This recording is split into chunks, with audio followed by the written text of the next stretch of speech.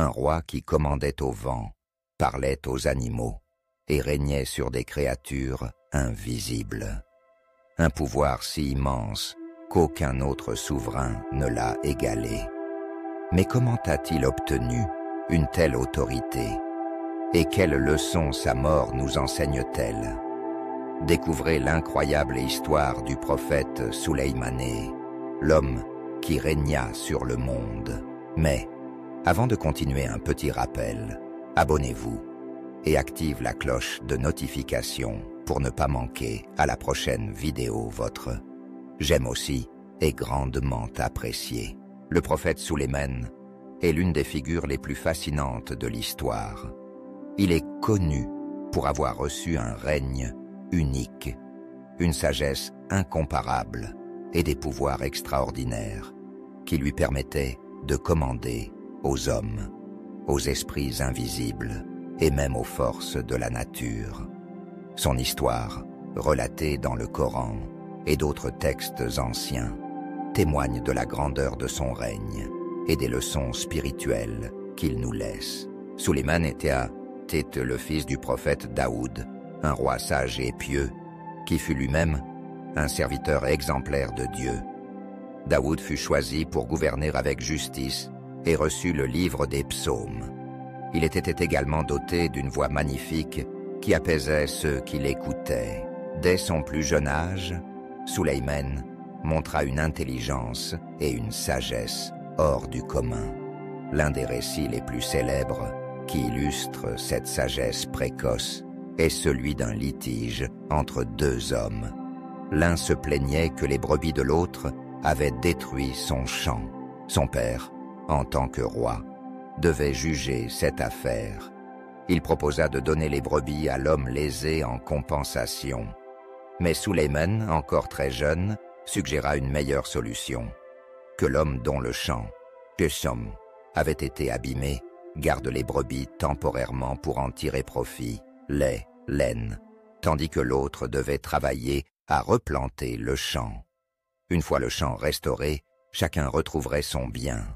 Cette solution, à la fois juste et bénéfique pour les deux parties, fut adoptée par son père, impressionné par la sagesse de son fils. Ce jugement marqua le début d'un règne exceptionnel, car il montrait déjà que Souleyman n'était pas un roi ordinaire.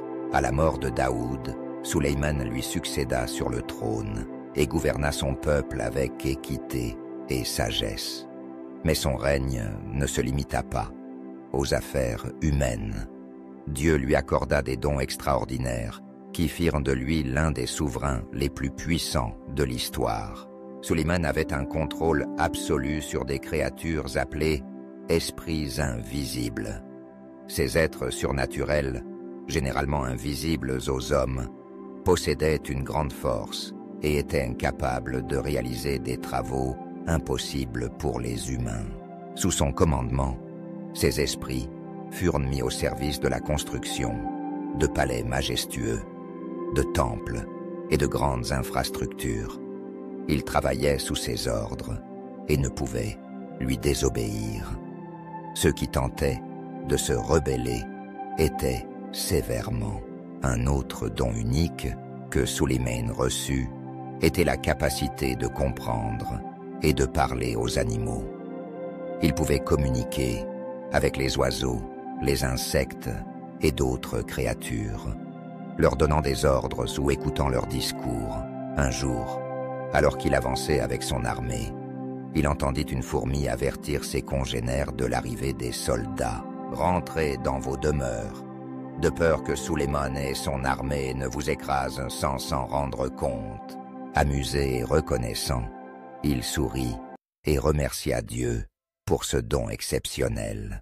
Souleyman pouvait aussi commander au vent et aux éléments naturels. Grâce à ce pouvoir, il pouvait se déplacer très rapidement et atteindre des endroits lointains en un instant. Ce don lui permettait d'étendre son influence sur de vastes territoires et d'assurer la prospérité de son royaume. L'un des épisodes les plus célèbres du règne de Souleyman est son interaction avec la reine de Saba, une souveraine puissante et intelligente qui dirigeait un royaume florissant. Un jour, l'un de ces oiseaux, nommé Hudhud, lui apporta une information surprenante. « J'ai découvert un peuple dirigé par une femme. Elle possède un grand trône et règne sur une terre prospère.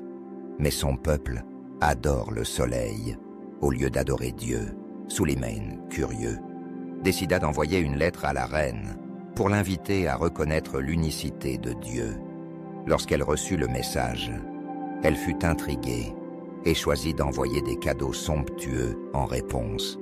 Mais Sulayman refusa ces présents, affirmant que son royaume était bien plus grand et que son intention n'était pas de recevoir des richesses, mais d'inviter la reine à reconnaître la vérité. Voyant que sa puissance dépassait tout ce qu'elle pouvait imaginer, la reine de Saba décida de rendre visite à Sulayman. Pour lui montrer un exemple de son pouvoir, Sulayman demanda à l'un de ses serviteurs, invisible, de transporter son trône depuis son royaume jusqu'à son palais en un instant. Lorsqu'elle arriva et vit son trône devant elle, elle comprit que ce roi n'était pas un homme ordinaire. Impressionnée par sa sagesse et sa grandeur, elle accepta la foi et reconnut l'unicité de Dieu. Bien que Sulayman ait régné avec sagesse et puissance, il était, comme tout être humain, soumis à la mort. Sa disparition fut aussi étonnante que sa vie. Alors qu'il se tenait debout, appuyé sur son bâton, observant les esprits invisibles travailler, la mort le frappa, mais son corps resta immobile, donnant l'illusion qu'il était encore en vie. Les esprits, pensant qu'il continuait à les surveiller, poursuivirent leur travail, sans se douter de sa disparition. Ce ne fut que lorsque des termites commencèrent à ronger son bâton que son corps s'effondra au sol. À cet instant, les esprits invisibles comprirent qu'ils ne connaissaient pas l'invisible et que seul Dieu détient la connaissance absolue. L'histoire du prophète Sulayman est riche en enseignements. 1. Le pouvoir et la richesse sont des épreuves. Bien qu'il ait régné sur un immense empire, Sulayman resta humble et reconnaissant envers Dieu. 2. La sagesse est plus précieuse que la force. Son intelligence et sa justice lui permirent de résoudre les conflits et de gouverner avec bienveillance. 3.